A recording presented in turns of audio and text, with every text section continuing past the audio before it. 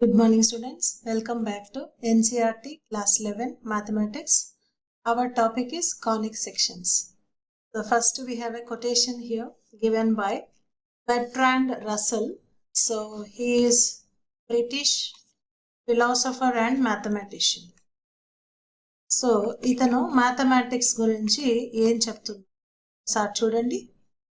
Let the relation of knowledge to real life be very visible to your pupils. Pupils means nothing but students. And let them understand how by knowledge the world could be transformed. So, ఇందులో రెండు విషయాలు. ఒకటి first part knowledge కి real life కి relation. First part connect knowledge to real life. Okay, next second part understanding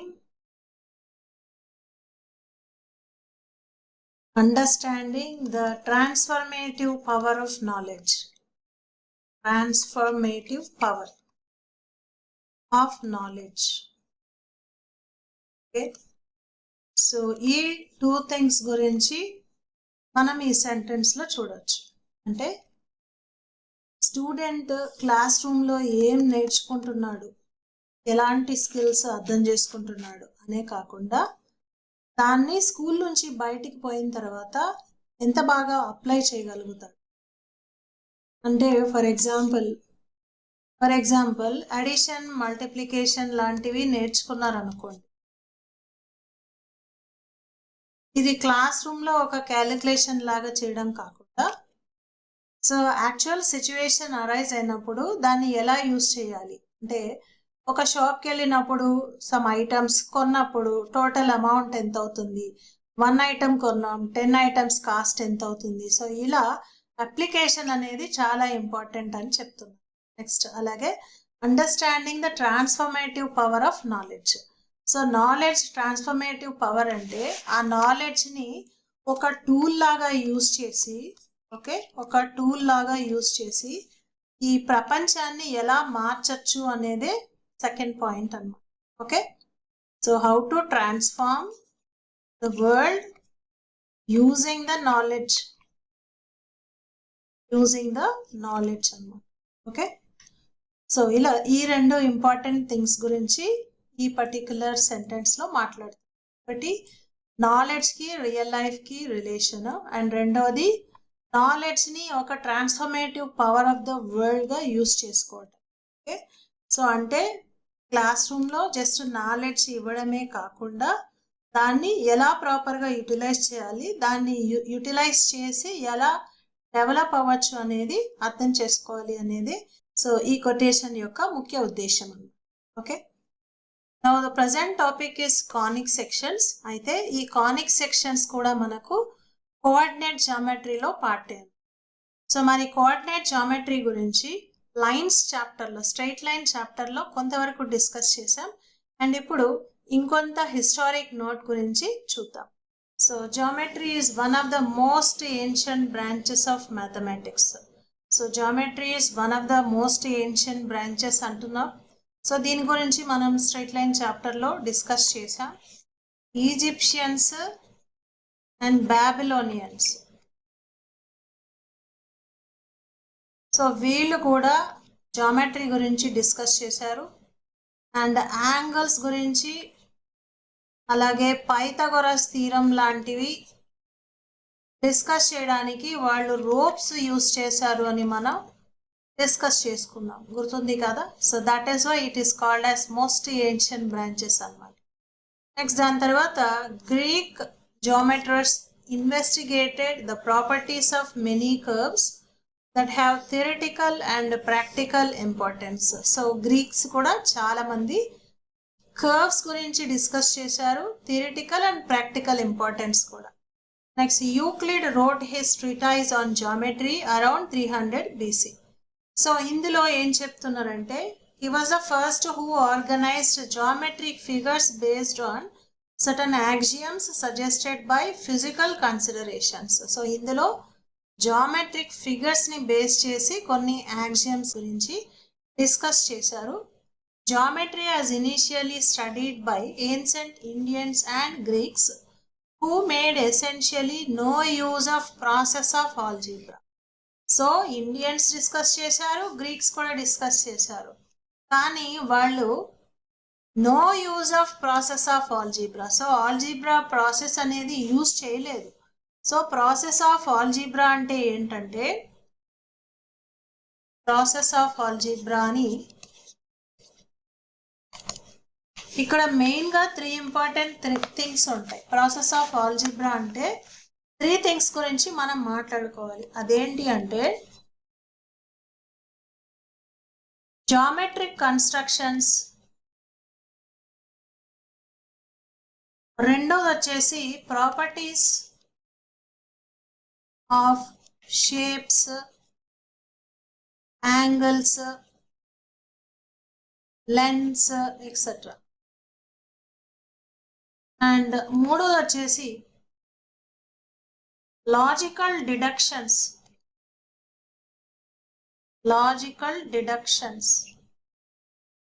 from axioms and postulates. So ఈ 3 things ఉంటే దాన్ని discussion based on process of algebra అని అంటాం. అంటే జామెట్రిక్ కన్స్ట్రక్షన్స్ అంటే ఏ figure ఎలా ఉంటుంది, దాన్ని కన్స్ట్రక్ట్ చేయటం ఎలా.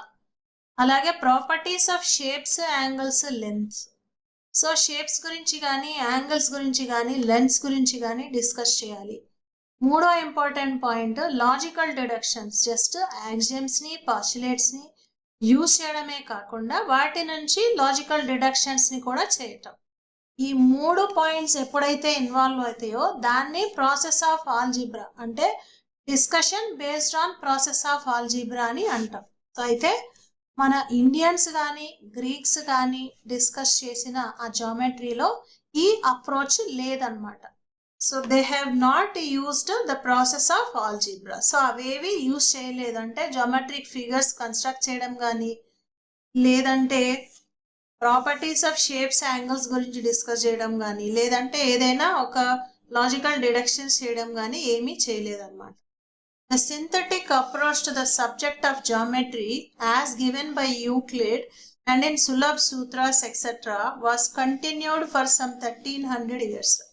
So discussion based on process of algebra ni synthetic approach అంటాం. సో మన ఇండియన్స్ కొంతమంది గ్రీక్స్ ఆ అప్రోచ్ లేకుండా డిస్కస్ చేశారు, స్టడీ చేశారు. అయితే దాని తర్వాత ఈ సింథటిక్ అప్రోచ్ అంటే ఈ ఆల్జీబ్రా ప్రాసెస్ని యూజ్ చేసి చేసిన డిస్కషన్. సో ఇలాంటి ఒక అప్రోచ్ జామెట్రీలో Euclid and also in Sulba Sutras continued for some 1300 years అన్నమాట. సో దాని తర్వాత ఒక 1300 ఇయర్స్ వరకు ఇది కంటిన్యూ చేశారు. In 200 BC Apollonius wrote a book called The Conic, which was all about conic sections with many important discoveries that have remained unsurpassed for 18 centuries. So Apollonius అనే ఈ mathematician ఒక book రాశారు. ఆ book పేరు the కానిక్. So ఈ కానిక్ అనే బుక్లో ఇతను ఏం చెప్పారు అంటే, సో ఒక కోన్ని, ఫర్ ఎగ్జాంపుల్ ఒక కోన్ ఉంటే ఆ కోన్ని వేరియస్ వేస్లో సెక్షన్ అంటే కట్ చేసినప్పుడు, సో చూడండి ఇలా కట్ చేసినప్పుడు సర్కిల్ ఫామ్ అవుతుంది. If you cut slantly like this ellipse form అవుతుంది.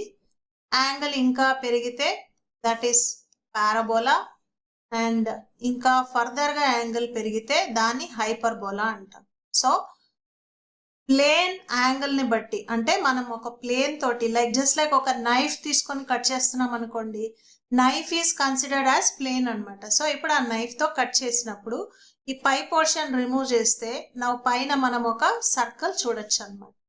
ఓకే, ఈ సర్కిల్ని చూస్తాం. అలా కాకుండా యాంగిల్ని ఇంక్రీజ్ చేసేసరికి you can see different shapes like ellipse. Now this is parabola and finally hyperbola. So circle, ellipse. So this is circle, ellipse, so this is parabola and finally hyperbola అన్నమాట. So దీన్నే conic sections అని అన్నా, అంటే ఒక cone ని so various ways లో cut చేస్తే various curves ని చూస్తున్నాం అండ్ వాటినే కానిక్ సెక్షన్స్ అని అంటున్నాం అన్నమాట. ఓకే, సో అపోలోనియస్ రాసిన ఈ ద కానిక్ అనే ఈ బుక్ చాలా ఎలాబొరేట్ గా చాలా డీటెయిల్డ్ గా డిస్కస్ చేశారు about all these things.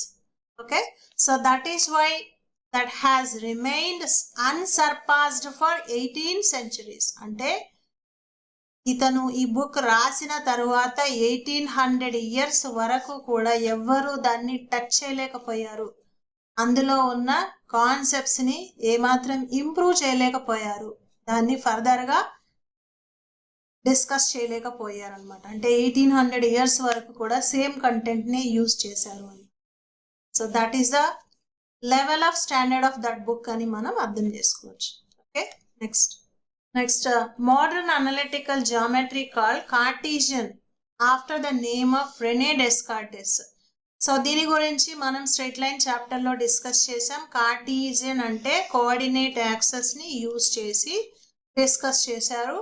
And he is the first one to give the name of the line y equal to mx plus c. Slope intercept form లో ఇవ్వటానికి try చేసిన first person. So straight lines chapter లో major importance ఇవ్వబడింది René Descartes అనమాట. So ఎందుకంటే he is the one to invent this line y equal to mx plus c అనమాట. Slope intercept form గురించి discuss చేసిన ఫస్ట్ పర్సన్ అనమాట. So whose relevant law geometry was published in 1637. So 1637 లో ఆ book ని publish చేశారు. Okay, yes, but the fundamental principle and method of analytical geometry were already discovered by Pierre de Fermat 1601 to 1665. అంటే Rene Descartes కన్నా ముందే ఈ analytical geometry గురించి చాలా విషయాలు డిస్కస్ చేశారు ఫెర్మాట్ అనే ఈ సైంటిస్ట్. అయితే ఏమైందంటే unfortunately Fermat's treatise on the subject entitled Ad Locus Planos et Solidos. So Introduction to Plane and Solid Loci was published only posthumously in 1679. So posthumously అంటే ఆయన చనిపోయిన తర్వాత ఆఫ్టర్ హిస్ డెత్ దాన్ని publish చేశారు 1679 లో. అయితే 1637 లోనే రెనే డెస్కార్టెస్ బుక్ పబ్లిష్ అయింది. అయితే రాయటం అయితే ఇతని కన్నా ముందే, రెనే డెస్కార్టెస్ కన్నా ముందే ఫెర్మాట్ అనే సైంటిస్ట్ వీటి గురించి డిస్కస్ చేశారు. కానీ ఎవరు వాటిని గుర్తించలేదు, ఎందుకంటే దాన్ని ఆయన ఒక బుక్ ఫార్మాట్ లో ప్రజెంట్ చేయలేదన్నమాట. So Descartes came to be regarded as unique inventor of analytical geometry. So ఇతన్నే మనం యూనిక్ ఇన్వెంటర్ అని కన్సిడర్ చేస్తాం అన్నమాట. సో ఇదొకటే కాదు, డెస్కార్టెస్ డిస్కస్ చేసిన పాయింట్స్, సో డెస్కార్టెస్ చేసిన వర్క్ మోర్ ఎలాబరేట్ గా కూడా ఉందన్నమాట. మోర్ ఎలాబరేట్ గా ఉంది and more influential also. Okay, so that is why Descartes నే కన్సిడర్ చేస్తున్నారు అన్నమాట. అనలిటికల్ జియోమెట్రీ ఇన్వెంటర్ గా డెస్కార్టెస్ నే కన్సిడర్ చేస్తారు. Okay, next Isaac Barrow avoided using Cartesian method. So ఇతను కార్టీజియన్ మెథడ్ యూజ్ చేయలేదు, అంటే కోఆర్డినేట్స్ యూజ్ చేసి x axes y axes next coordinates, వీటిని కార్టీజియన్ మెథడ్ అంటాం. Newton used method of undetermined coefficients to find equations of curves అన్నమాట. So Newton కూడా undetermined coefficients ని find out చేయడానికి ఈక్వేషన్స్ ఆఫ్ కర్వ్స్ ని యూజ్ చేశారు. So he used several types of coordinates including polar and bipolar coordinates. Polar coordinates అలాగే bipolar coordinates. Yes, polar coordinates అంటే x axes y axes. Next suppose ఒక point x comma y అంటే ఇది Cartesian point అంటాం. Cartesian x coordinate y coordinate. So అయితే ఇదే point ని polar coordinate form లో ఎలా చెప్పాలంటే ఆరిజిన్ నుంచి ఈ పాయింట్ 6 యూనిట్స్ డిస్టెన్స్ లో ఉంటే and it is making an angle theta with positive x-axis. Okay, now ఇప్పుడు మనం ఈ డిస్టెన్స్ ని x యూనిట్స్ అండ్ ఈ డిస్టెన్స్ ని y యూనిట్స్ అనుకుంటాం కదా.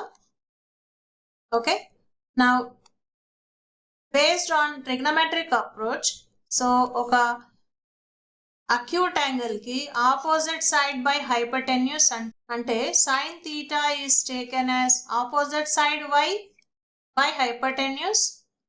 Alage cos theta if you consider, that is adjacent side by hypotenuse. So adjacent side ante ikkada x avutundi, x by r.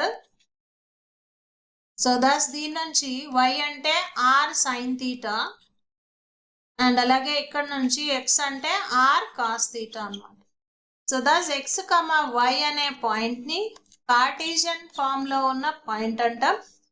Now r cos theta, r sin theta ని polar coordinate అని అంటాం అన్నమాట. Okay, so ఇలాంటివి కూడా use చేశారన్నమాట Newton. Next, Leibniz used the terms abscissa and ordinate and the coordinate. So generally usually మనం first x, y ని x coordinate y coordinate అంటాం కదా. x కోఆర్డినేట్ అలాగే ఇది y కోఆర్డినేట్ అంటాం. ఓకే, అయితే లీబ్నిజ్ దీన్ని abscissa అలాగే y కోఆర్డినేట్ ని ఆర్డినేట్ అని కూడా యూస్ చేశారు. ఆర్డినేట్. ఓకే, x కోఆర్డినేట్ అంటే abscissa, y కోఆర్డినేట్ అంటే ordinate. So Leibniz used the terms abscissa, ordinate and coordinate. Next, L. Hospital around 1700 wrote an important textbook on analytical geometry. Next, Clairaut 1729 was the first to give distance formula, although in clumsy form. So మనం ఏదైతే ఒక formula use చేస్తాం distance between the two points, రెండు points x1 y1 x2 y2, distance formula is x2 minus x1 whole square plus y2 minus y1 whole square. Okay, ఇలాంటి ఒక ఫార్ములాకి first initiation ఇచ్చింది ఎవరు అంటే క్లెయిరాట్ అన్నమాట. Next, he also gave the intercept form of linear equation. So intercept form you can remember x by a plus y by b equal to 1. X intercept, y intercept. Next, Kramer 1750 made formal use of two axes and gave equation of circle. So circle equation, yes, ఈ circle equation ని మనం ఈ chapter లో నేర్చుకుంటాం. So ఈ form లో y minus a whole square plus b minus x whole square equal to r అనే format లో, సో ఈ ఫామ్ లో ఈక్వేషన్ సర్కిల్ ఈక్వేషన్ గురించి డిస్కస్ చేసింది క్రేమర్ ఇన్ 1750 అన్నమాట. నెక్స్ట్, అలాగే he gave the best exposition of analytical geometry of his time. Next, Monge in 1781 gave the modern point slope form. So ఒక point తర్వాత slope x0 y0 and slope వచ్చేసి m. Point slope form as we have seen in straight line chapter, y minus y0 is m into x minus x0. So the same form you can see. So ఇది ఎవరు ఇచ్చారంటే మనకు మాంగే 1781 లో దీని గురించి discuss చేశారు. Next, అలాగే condition of perpendicularity of the two slopes a dash plus a1. Like this is one line whose slope is m. Next, this is another line which is perpendicular to it. దీని slope ఏమవుతుందంటే -1 by m అన్నమాట. So thus first one ని m1 అని, second slope ని m2 అని అనుకుంటే we know m1 into m2 is -1. 1 into -1 అవుతుంది. m into -1 by m which is -1. ఆ -1 లెఫ్ట్ సైడ్ తీసుకొస్తే we get this form అన్నమాట. సో పర్పెండిక్యులారిటీ కండిషన్ గురించి కూడా మాంగేనే డిస్కస్ చేశారు. పాయింట్ స్లోప్ ఫార్మ్ డిస్కస్ చేశారు, అలాగే రెండు లైన్స్ పర్పెండిక్యులర్ గా ఉన్నప్పుడు కండిషన్ గురించి కూడా డిస్కస్ చేశారు. Next, so SF Lacroix 1765 to 1843 was a prolific text book writer. So ఆయన టెక్స్ట్ బుక్స్ రాశారు, but his contributions to analytical geometry are found scatter. అంటే ఒక స్పెసిఫిక్ కాన్సెప్ట్ మీద కాన్సన్ట్రేట్ చేసి అతను రాయలేదు. So like various random things మీద discussion అనేది జరిగింది. ఎగ్జాంపుల్ చూడండి, he gave the 2-point form of equation of line. So 2-point form you can remember last chapter లో మనం డిస్కస్ చేసింది y minus y1 y2 minus y1 by x2 minus x1 into x minus x1. So point slope form లాగానే ఉంటుంది. So this is a slope here and alpha beta is a point అన్నమాట. అలాగే length of perpendicular from alpha beta on line. So actually దీన్ని మనం ఎలా నేర్చుకున్నాం, x1 y1 అనేది point, line వచ్చేసి ax plus by plus c equal to 0. Perpendicular distance అంటే mod ax1 plus by1 plus c by square root of a square plus b square అన్నమాట. Okay, more or less similar గా ఉంది. Next his formula for finding angle between the two lines. So అలాగే slopes కి line మధ్య angle కి relation. This is the angle between the lines, slope of the first line, slope of the second line. Tan theta is mod m1 minus m2 by 1 plus m1 m2. Okay, so similar form, same form here also. So next, it is of course surprising that one has to wait for more than 150 years after the invention of analytical geometry before finding such essential basic formula. So analytical జామెట్రీని invent చేసిన 150 years తర్వాత చాలా formulas అనేవి ఎగ్జిస్టెన్స్లోకి వచ్చాయి. అన్ని సంవత్సరాలు wait చేయాల్సి వచ్చిందన్నమాట.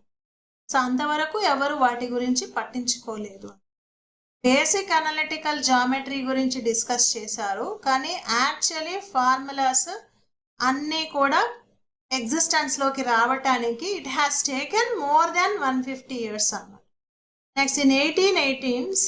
Lame, a civil engineer, gave ME plus M dash E dash is equal to 0 as a curve passing through the points of intersection of two loci, E equal to 0 and E dash equal to 0. So, ఒక curve equation గురించి ఒక civil engineer discuss చేశారన్నమాట.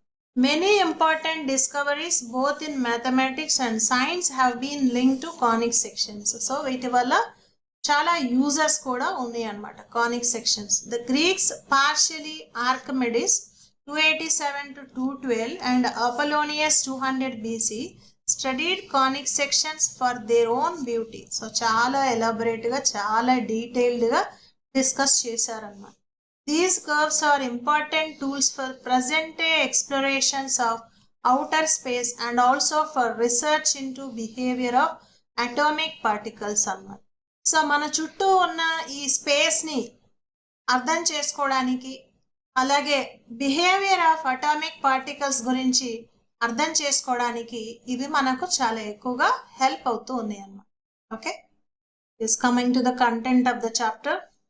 In the preceding chapter we have studied various forms of equations of line. So conic sections కన్నా ముందు మనం equations of line గురించి discuss చేసాం and various forms గురించి నేర్చుకుందాం. Okay, like point slope form, 2-point form, slope intercept form, okay, intercept form, X intercept Y intercept రెండు ఇచ్చినప్పుడు. So ఇలా రకరకాలుగా ఈక్వేషన్ ఆఫ్ లైన్ గురించి మనం డిస్కస్ చేసుకున్నాం. Now in this chapter we shall study about some other curves. So అక్కడ line గురించి complete అయిపోయింది. నౌ కొన్ని డిఫరెంట్ కర్వ్స్ గురించి మనం ఈ చాప్టర్లో నేర్చుకోబోతున్నాం. అవేంటి అంటే circles, ellipse, parabolas and hyperbolas. So ఈ 4 థింగ్స్ గురించి మనం ఈ చాప్టర్లో నేర్చుకోబోతున్నాం. Circles, ellipse, parabola and hyperbola which are called as conic sections అనమాట. అంటే మనం ఇందాక చూసినట్టు ఒక కోన్ని వేరియస్ పార్ట్స్లో మనం కట్ చేసినప్పుడు ఈ కానిక్ సెక్షన్స్, ఈ కర్వ్స్ని మనం చూడొచ్చు అనమాట. Okay, the names parabola and hyperbola are given by Apollonius. So మనం ఇందాక చూసినట్టు ఒక బుక్ రాశారు ఈయన, ఆ బుక్ పేరు ద కానిక్స్. ఓకే, సో ఈ బుక్లో మనం ఈ 4 థింగ్స్ గురించి చాలా ఎలాబొరేట్గా డిస్కస్ చేయడం అనేది చూస్తాం అన్నమాట. సో వాటికి ఆ పేర్లు ఇచ్చింది కూడా Apollonius, parabola, hyperbola etcetera. These curves are in fact known as conic sections, are more commonly conics because so conic sections అనొచ్చు, సింపుల్ గా conics అని కూడా అనొచ్చు అన్నమాట. Because they can be obtained as intersection of plane with a double napped right circular cone. So double napped అంటే ఏం లేదు, రెండు పార్ట్స్ అన్నమాట. సో డబల్ నాప్డ్ అంటే 2 పార్ట్స్. సో పైన ఒక పార్ట్, కింద ఒక part. So that is why దీన్ని డబల్ నాప్డ్ కోన్ అని అంటాం. ఈ డబల్ నాప్డ్ కోన్ ని వేరియస్ వేస్ లో కట్ చేస్తే మనకు ఈ 4 కానిక్స్ ఫామ్ అవుతాయి. So like circle. Okay, when you cut like this, so here you can see circle formation. Next, this is ellipse and ఇది parabola and this one is hyperbola అన్నమాట. Okay, hyperbola. So ఈ 4 types of కానిక్స్ గురించే మనం ఈ chapter లో నేర్చుకోబోతున్నాం అన్నమాట. Okay, next అయితే so 200 BCలో Apollonius రాసిన ద కానిక్స్ అనే ఈ book.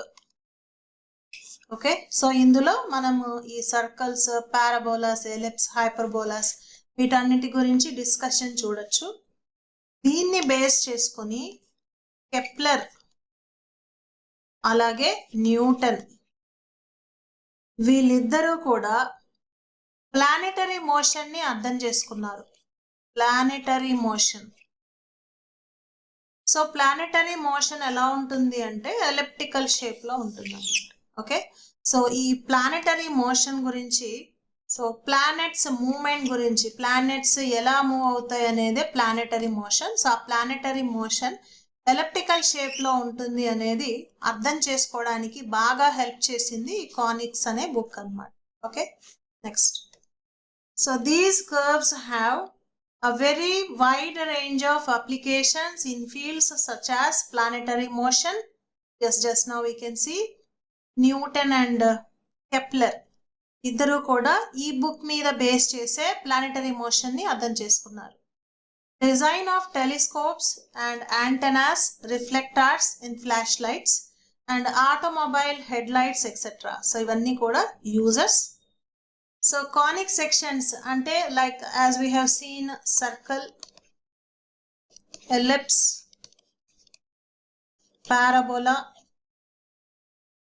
and hyperbola. Okay, so వీటి వల్ల మెయిన్ యూజెస్ ఏంటి అంటే ప్లానెటరీ మోషన్ గురించి అర్థం చేసుకోవచ్చు. సో అది ఎలా ఉంటుందంటే ఎలిప్టికల్ షేప్ లో ఉంటుంది. Next, trajectories of projectiles. Trajectories of projectiles which is a parabola.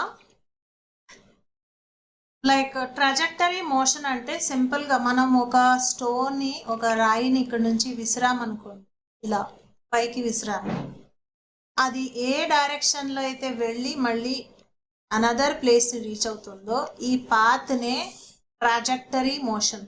So ఈ పాత్ ని చూస్తే అది పారాబోలా షేప్ లో ఉంటుంది.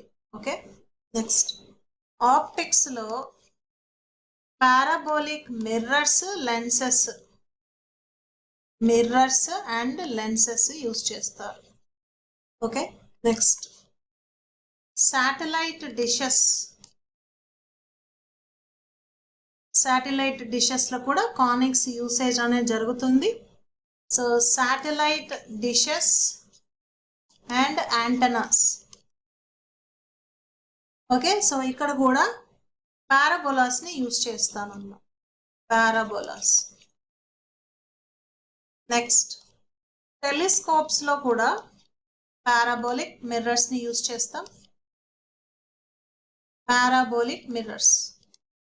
బ్రిడ్జెస్ లో కూడా పారాబోలాస్ ని యూజ్ చేస్తాము. బ్రిడ్జెస్ కన్స్ట్రక్ట్ చేసేటప్పుడు కూడా పారాబోలా షేప్స్ ని యూజ్ చేస్తాము. నెక్స్ట్, GPS రిలీజ్ లో ఎలిప్టికల్ ఆర్బిట్స్ ని యూజ్ చేస్తాం. ఎలిప్టికల్ ఆర్బిట్స్ ని యూజ్ చేస్తాం. జీపీఎస్ రెలిక్స్లో ఎలిప్టికల్ ఆర్బిట్స్ని యూజ్ చేస్తాం. A system called hyperbolic navigation system. Hyperbolic navigation system also uses this conics. Next, alage headlights and spotlights lo. Headlights and spotlights lo. So iconic sections usage jarugutundi. Next, alage water fountains.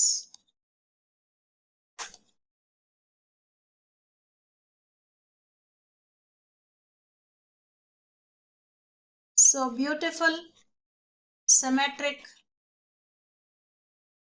curves ని create చేయడానికి use చేస్తాం. So generally మనం కొన్ని amusements parks లో చూస్తూ ఉంటాం musical fountains, musical water fountains అంటాం. So అక్కడ ఒక సిమెట్రిక్ కర్వ్స్ లాంటివి యూజ్ చేసి మనకు చాలా బ్యూటిఫుల్గా వాటర్ ఫౌంటైన్స్ని తయారు చేస్తూ ఉంటాం.